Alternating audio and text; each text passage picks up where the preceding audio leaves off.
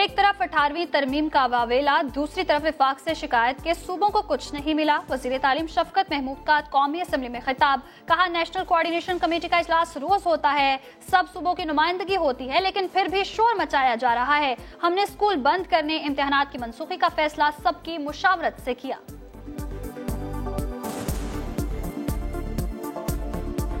National coordination committee بنائی، اس میں سارے چیف منسٹر جو تھے وہ ممبر تھے، روز اس کی میٹنگ ہوتی ہے، لیکن پھر بھی پرابلم کیا ہے کہ نہیں جی ہمارے سے تو یہ تو عجیب ہے، کنفیوژن ہے۔ یہ کنفیوژن ہے، غریب کا خیال رکھنا کنفیوژن ہے۔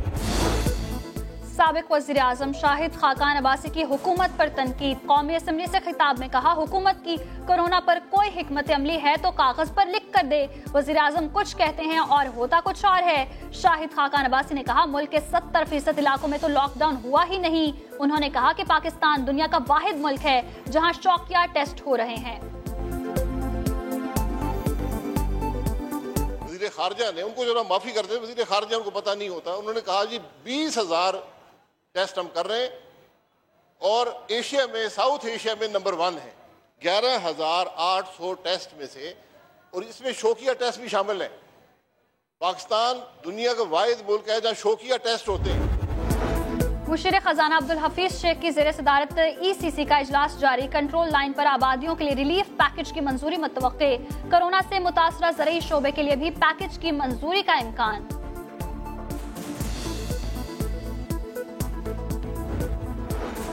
اور پیٹرولیم ڈیلرز ایسوسی ایشن نے شیڈیول تبدیل کر دیا، سندھ میں پیٹرول اور CNG اسٹیشن صبح سے 6 سے شام 5 بجے تک کھلے رہیں گے۔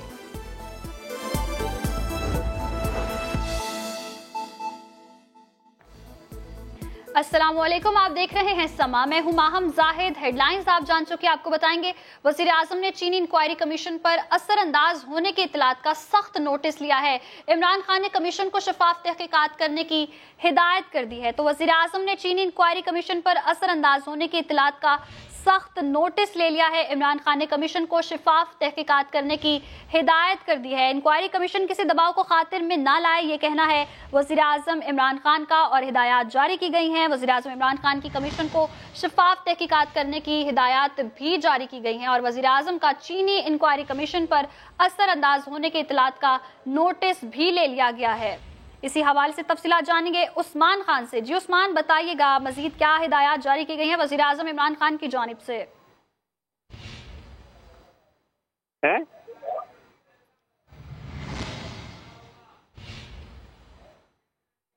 جی عثمان، اگر آپ ہمیں سن پا رہے تو آگاہ کیجیے گا، کیا ہدایات جاری کی گئی ہیں وزیر اعظم عمران خان کی جانب سے؟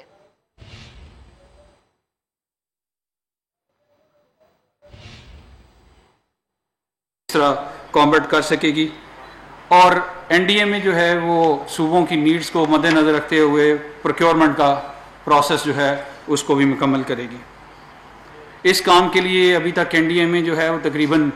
11 فلائٹیں جو ہیں وہ چائنا سے چلا چکی ہوئی ہے، جس میں تقریباً 154 ٹن سامان جو ہے وہ پاکستان آیا ہے۔ میں آپ کو صرف اتنا ایکسپلین کرنا چاہتا ہوں کہ مارچ کے مہینے کے اندر جو انوائرمنٹ تھے کووڈ کے ریلیٹڈ، وہ شاید آپ کو بھی اندازہ ہوں گے کہ یہ جو میں نے نارمل ماسک پہنا ہوا ہے اس وقت،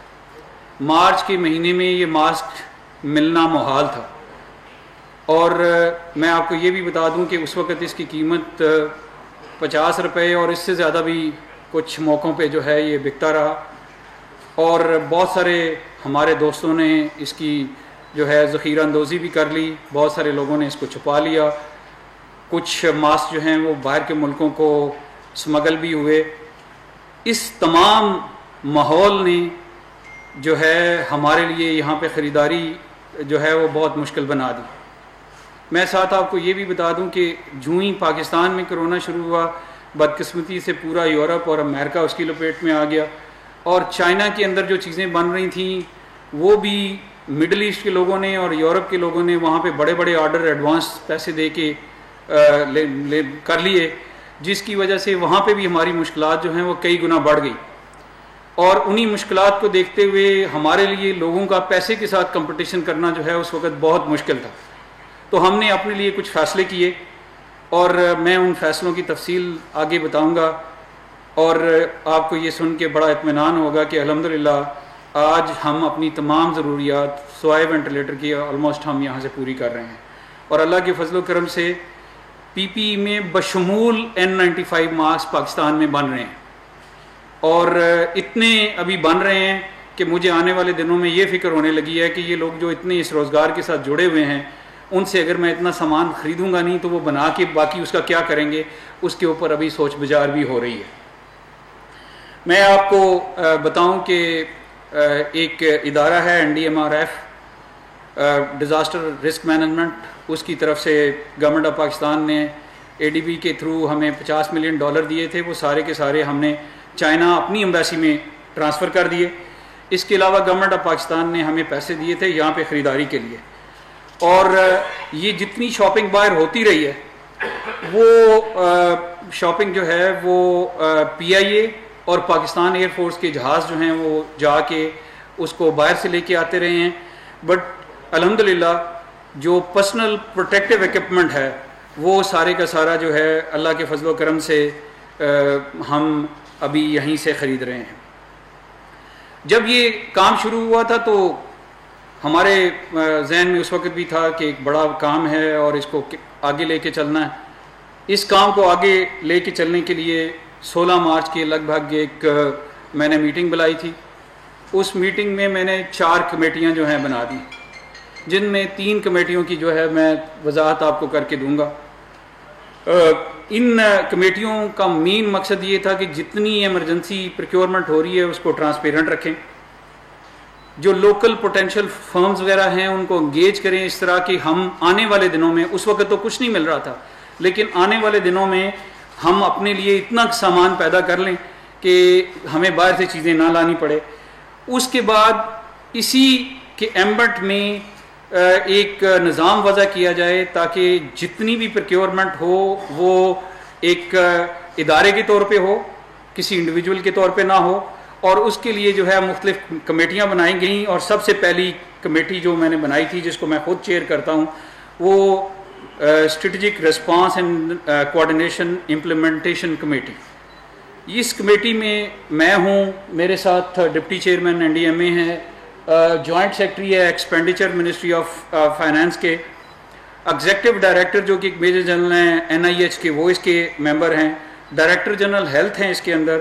چیف ایگزیکٹو ڈریب کے ہیں ان کو بھی ہم نے اس میں شامل کیا تھا، representative from military operation director GHQ، ہم نے یہ جو نیا ادارہ کھڑا ہوا ہے NCOC اس کا ممبر تھے، میرا اپنا ممبر آپریشن جو ہے وہ اس کا حصہ تھا، اور ہم نے یہ بھی فیصلہ کیا تھا کہ NDMA کے جو ممبر ایڈم اینڈ فائنانس ہیں وہ بھی اس کا حصہ ہوں گے، اور ساتھ ساتھ اس میں پروویژن یہ رکھی کہ کسی اور ادارے کے آدمی کو بلا کے اس میں بٹھانا پڑے تو وہ رکھ سکیں۔ اس کمیٹی کا مقصد یہ تھا کہ یہ فیصلہ کرتی ہے کہ اگلے ہفتے میں ہمیں کیا کیا ضروریات پیش آ سکتی ہیں، وہ پاکستان سے اویلیبل ہیں تو کیسے خریدی جائیں، اور باہر سے اویلیبل ہیں تو کیسے خریدی جائیں۔ اس کے علاوہ یہ نیشنل لیول پہ صوبوں کی ڈیمانڈ کو اور صوبوں کی ضروریات کو ذہن میں رکھتے ہوئے فیصلے کرتی ہے کہ یہ ہمیں کیا چیزیں خریدنی ہیں اور کس کو کیا دینا ہے، جس میں سپلائی سائڈ بھی شامل ہے، اور پروکیورمنٹ کی ڈائریکشن دینا، پروکیورمنٹ کے سٹاک پائل جو ہیں ان کو بنانا، اور ڈسٹریبیوشن کے اوپر فیصلے دینا جو ہے وہ اس میں شامل تھا۔ اور آخری پوائنٹ، یہ جو آخری ڈیوٹی اس کے لیے ہم نے اس وقت تجویز کی تھی وہ تھی کہ یہ گورنمنٹ کے جو فیصلے مختلف اوقات میں ہوتے رہیں گے ان کی امپلیمنٹیشن کو ریویو کرنا، انشور کرنا کہ وہ فیصلے جو ہیں ان پہ منوعن جو ہے عمل ہو۔ اسی کمیٹی کے دائرہ کار میں 2 اور کمیٹیاں بنائی گئی، ایک کمپوزٹ ٹیکنیکل پروکیورمنٹ کمیٹی، یہ وہ کمیٹی ہے جو کہ ایکچولی وینڈرز کے ساتھ، کمپنیوں کے ساتھ، مختلف لوگوں کے ساتھ بیٹھ کے نیگوسیشنز کرتی ہے اور ان سے بات چیت کرتی ہے، جو نیگوسیشنز کا پروسیس ہے جس کے اندر ڈاکومنٹیشن ہے یہ ساری وہ کمیٹی کرتی ہے، اور اس کے ممبر جو ہیں وہ آپ دیکھ لیں 9 لوگ ہیں جو پاکستان کے اندر اس کے ممبر ہیں، اور یہ 9 لوگ جو ہیں یہ NDMA میں اکٹھے بیٹھتے ہیں، اور جتنا پروکیورمنٹ کا پروسیس ہے وہ ان کی